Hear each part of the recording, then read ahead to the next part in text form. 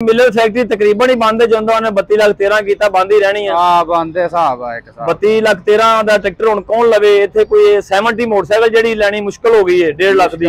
32 13 ते हुन हर जिम्मेदार तो ले नहीं सकदा। इस वास्ते है कि मिलर तले मेरा ख्याल को महीना डेढ़ बंद ही रहे।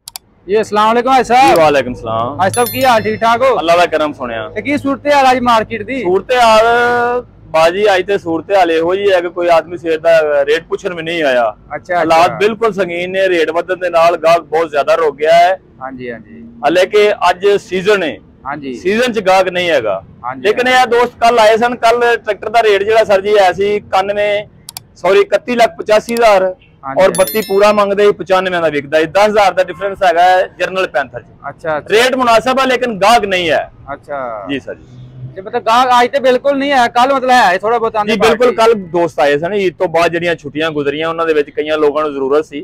हां जी हां जी। ते कई लोग ऐसे कि ईदों अगले दिन भी फोन करके आए ने, लेके गए ने दोस्त।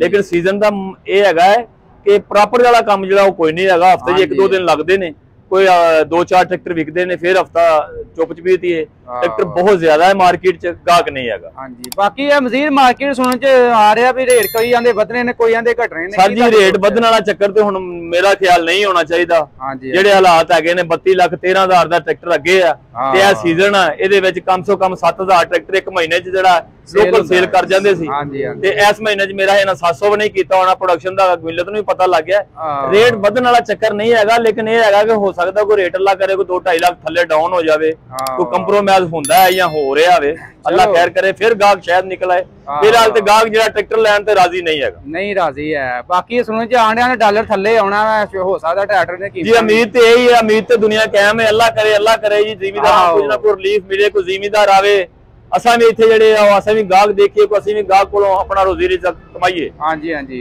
ते गाहक नाल ही बहारां ने जी। मिलत फैक्ट्री ते बंद है अज है जी। मिलत फैक्ट्री तकरीबन ही बंद है जो 32 लाख 13 कीता बंद ही रहनी है। हां बंद है हिसाब है एक 32 लाख 13 दा ट्रैक्टर हुन कौन लवे इथे कोई 70 मोटरसाइकिल जेडी लेनी मुश्किल हो गई है 1.5 लाख दी। ते 32 13 ते हुन हर जिम्मेदार तो ले नहीं सकदा। हां जी इस वास्ते है कि मिलत वाले मेरा ख्याल को महीना डेढ़ बंद ही रहेगी। अल्लाह करे रेट बढ़ाण या घटाण ते कोई हो सकदा मामला हल हो जाण। मिलत ने ऑफर ते कड्डी है भाईजान, आज ही साडे को बुक कराओ, आज ही मतलब डिलीवरी लाओ जी। मिलत को आज ही बुक कराई है ते आज सुटिए केड़े खाते जो 32 लाख 13 उन्हां नूं दे के ट्रैक्टर बाहर ला के घटा पवांदे रहिए। वो 6 महीने विके ही ना, ओदा 32 13 ते हो गया उन्हें तो नहीं लेना।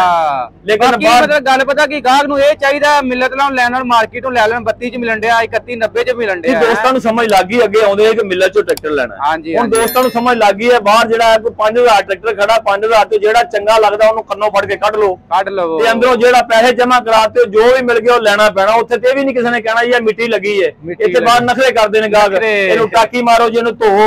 लेकिन असीं ताबेदारी करने आ गाहक दी, गाहक जिस तरह कहंदा असीं करके देने आ।